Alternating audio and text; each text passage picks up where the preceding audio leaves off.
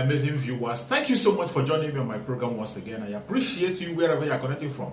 If you have not subscribed to my channel, please kindly subscribe to my channel. Click the notification bell so that you'll be notified each time I upload a video. You will be among the first to receive it. Thank you so much and remain blessed. Whenever you look my video, whenever you watch my video, share the video to all platforms. Share it to family and friends. Share it in your WhatsApp group so that people can get information on what is happening in the contraption called Nigeria, mainly against the Biafrans, against the Duduas, against the indigenous people in the contraption called Nigeria.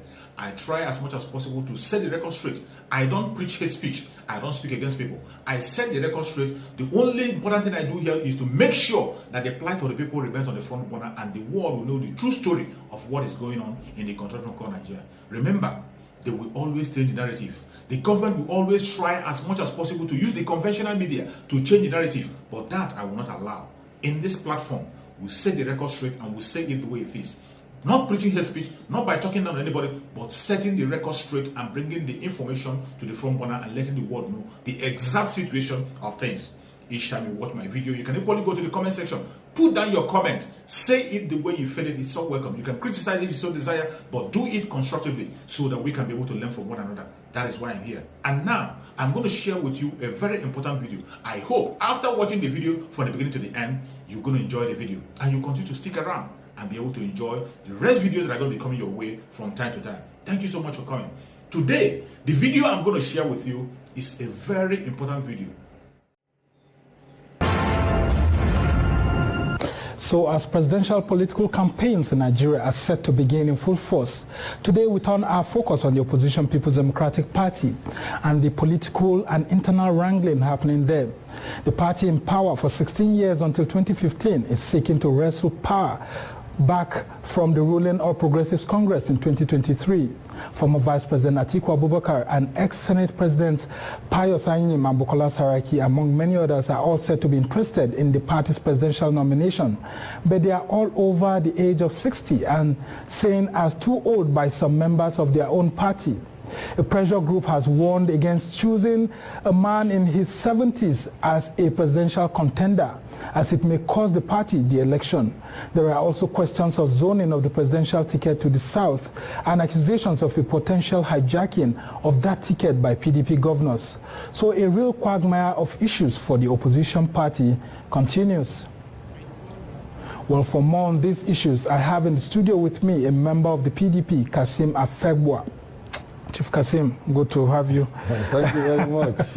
And you've quite been below the radar all through the new year. Yeah. I mean, unlike you, what's been happening? No, I'm just taking my time studying the scenarios and looking forward to what will happen, because at least we have a new leadership in the party and we're hoping that the 2022 will be a year of real politicking. And so all hands must be on deck to ensure that we put our house in order and present a formidable front to confront the behemoth APC. All right, and that race for the party's presidential ticket has started. We've seen a subtle jab between these huge figures who are engaging in some fights, but through proxies, actually. I mean, there's this call by this group called the Action Group in your party now that's hitting back at Segun Showunmi, who is the spokesman of former Vice President Atiku Abubakar, who had written the PDP Governors Forum, saying that the 2023 presidential ticket should not be given to someone who is young and unfit to understand the powers and responsibilities that come with the office of the President of the Federal Republic of Nigeria, saying that people in their 70s actually have better understanding of the country, more knowledge of the presidential office and its powers. What do you make of that? Well, let me first of all say that Nigerians in their millions will not be railroaded to the same belief that captured their imagination in 2015 when we had the present president, over 70, coming on board. By whatever estimation, when you have crossed 70 or you are going upward to 75, 76, nearing 80, your bones are tired. They are the kind of people we call at the departure lounge. God grants good health, no matter how it is. Even in the US, with Biden, you can see what's happened to their economy. You know, what we are saying is that I don't understand when people say people who have better experience and all that. As far as I'm concerned, the PDP cannot afford to get it wrong this time around. They must present a candidate from the southern part of the country to represent it. I don't want to be bogged down by this call for let's open the floodgate and all of that. Alhaji Atiku Abubakar, who Showumi is referring to, does not have his umbilical cord tied to PDP presidential tickets. But shouldn't he have the first right of refusal, having been a candidate of the party? Let me land. When you feature a man in 2019 and he tried his best, he couldn't, you cannot repeat featuring him against the same party. What? If he wants to run for president, he should go to another party. PDP must zone power to the south in 2023. So that there will be balance of sentiments, balance of emotions, balance of political contestation. You see, this idea of thinking that, PDP will want to put a strategy and feature in this, all those demographics don't add up. We are practical politicians. I know all the voting pattern in all the states of the Federation. And so, whether we like it or not, whoever we choose from the south should represent us. Alhaji Atiku Abubakar by now should be bye-bye. Bye-bye to partisan politics and enter into that enviable position of being elder statesman. Let him nurture some younger ones to take over the reins of power. Some are even suggesting that he should become the BOT chairman of the PDP. It can be BOT, it can be elder statesman, it can be enter into the council of state, anyone you want to put him. Please, it's about time for us to be looking inward. This is not the age of Atiku Abubakar. This is not his age. We have gone past that age. We don't want people who will come into office and they will spend 3 months here and they're going to spend 6 months outside. I don't want all of that. As a Nigerian, I want to see an upwardly mobile young Nigerian who has the intellectual sagacity and know-how to preside over the multiplicity of interests that prevail over the country. And you didn't answer my question, yes, which is if he shouldn't have the first right of refusal, having been the candidate of the party in 2019. Under whose constitution would that be? Where is it written in the constitution that somebody must have a first right of refusal? I'm telling you that the sentiments, the emotions, and all the readings should be towards the southern part of the country. Don't let anybody deceive you. If you want peace, if you want harmony, you want some level of homogeneity in the way a manner will do business of politics and power sharing, you need to rotate this power north and south. And within the southern axis, you cannot choose which of the zones. Have you read Senator Bala Mohammed report?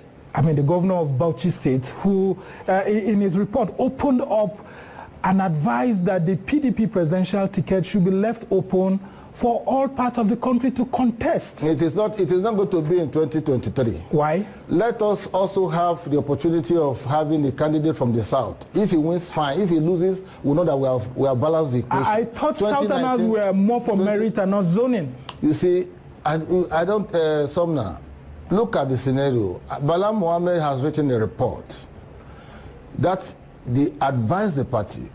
The party has a liberty with the internal dynamics of what obtains now to also shift from that advice. See, we'll be having 8 years of President Muhammadu Buhari. You cannot be talking about another 8 years for the northern and 16 years of broken power run. No! If you look at the beginning of the Fourth Republic, a lot of persons would dispute with you that the South has had more runs in the presidency than the North. How? Having started with Obasanjo for 8 years, and then coming to Goodluck Jonathan, and then look at the 2 to 3 years of Yar'Adua coming to Buhari. So if you add it together, the North Are you doing arithmetic balancing? Yes. The algorithms do not behave that way. You see, the point is, Yar'Adua was going to serve 8 years. So President Goodluck Jonathan was a child of circumstance. If you want me to produce another child of circumstance, put that person in the candidature of the southern presidential candidate, southern person, so that person will be a child of circumstance. President Jonathan never thought of becoming president. Umar Yar'Adua was voted for the first term 4 years, and he was going to repeat another 4 years to be 8 years. But something happened along the way. May he so rest in perfect peace.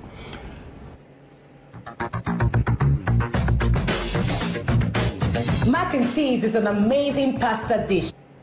Now, Jonathan did what he did, and in 2015, because he wanted to continue again, some of us didn't support that. We voted for a Buhari, we went for a Buhari. But we didn't know that we were going to bring in a Holocaust. I mean, you have had a taste of both parties. Yes. Do you think the PDP is actually prepared for a southern presidency, considering how the governors have been meeting, and the rhetoric just seems to be that if the APC gives its ticket to the south, then the PDP should actually give its ticket to the north to be in power, because the most important thing is actually to win election. No, to be in power is one. To know how to use power is another. We don't want a scenario where there will be 16 years run for a particular zone of the country. With the level of internal wranglings we have in the country, with the level of polarization, with the there's no cohesion in national politics. There are no national conversations going on. There's no homogeneity of thoughts. Everybody, we are sitting on a delicate, delicate situation. We are in a delicate situation. So if you try to now with President Buhari's performance in the north, you now want to give another northerner, then he runs 8 years again, making 16 years. Then how do you balance that equation you gave me earlier of thinking about South? How do you see? That means the equation will have been skewed. Do you want it to be skewed? No. The point is, in 2019, the PDP thought it wise. They gave the ticket to Elijah Atiku. He won at the Port Harcourt edition. And if you look at it, almost everybody in that contest were from the north. Give us Southerners at least that opportunity to also present a candidate without northern aspirants featuring in this whole arrangement. Please tell Alhaji Atiku Abubakar to leave the stage now. This is not the age of Alhaji Atiku Abubakar. With due respect, I was part and parcel of the 2019 election. I was one of the spokesmen of the Atiku campaign and all of that under the party. Again, when we finished that election, Alhaji Atiku Abubakar bolted away. He went to Dubai. He abandoned us in the trenches. Some of us didn't see him until just barely about 6-7 months ago. You see, we cannot continue to force people who are not ready for leadership. Yeah, but those who are saying he should come back are saying that if, for example, Tinubu gets an APC ticket, that he seems to be the only one who can defeat a Tinubu who says? Or come close. Who says? Do you think that likes of Anyim, Saraki, or so can actually withstand a Tinubu or an Oshibanjo in the APC? See, that is in the realm of speculation. As it is now, even sentiments of deny us tickets can take away the votes from the south. That I must tell you. And if you sustain that particular narrative, you are likely to see some level of protest votes. The onerous thing for the party to do with its new leadership is to sit back, including the 13 governors. They need to sit back, do the arithmetics. I'm from the South-South zone, for example. We have 5 governors, in which we have 6. Cross River has left. We have 5 governors. We can use that one to negotiate for power.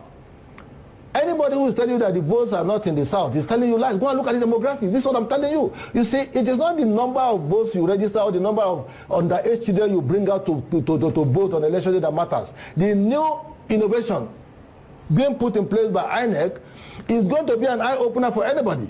After all, APC featured a candidate in the Amambra election who scored 258,000 in the primary. So who from the south do you think is strong enough to win the PDP presidential ticket? Even Kasim Afebua is strong enough. It is not the individual. No, listen. It is not the individual that you should be looking at. You should be looking at the structure of the party. PDP has umbrella every nook and cranny of this country. PDP has structures every nook and corner of this country. If you go to my village, you say PDP, the poor woman who is selling the market will say power. That's a brand.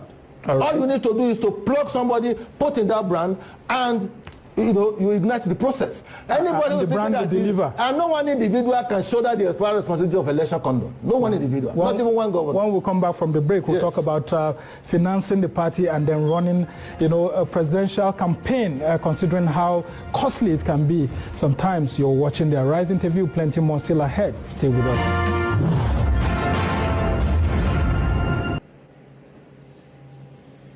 Thank you so much for your patience to watch from the beginning to the end. I hope you have learned something from the video you have just watched. The video you have just watched is to bring information to your doorstep and for educational purpose. It is not to demonize anybody. Let us watch continuously and see who can be able to make a sense out of every nonsense we are seeing. We must continue. We move. It doesn't matter what they do. It doesn't matter what they say. They will kill us. Kill them. At the end of the day, Biafra is here. Thank you for watching. If you have not subscribed to the channel, please kindly subscribe to the channel. Click the notification bell so that you're notified each time I upload a video. You will be among the first to receive it. Thank you and remember blessed. Bye-bye. See you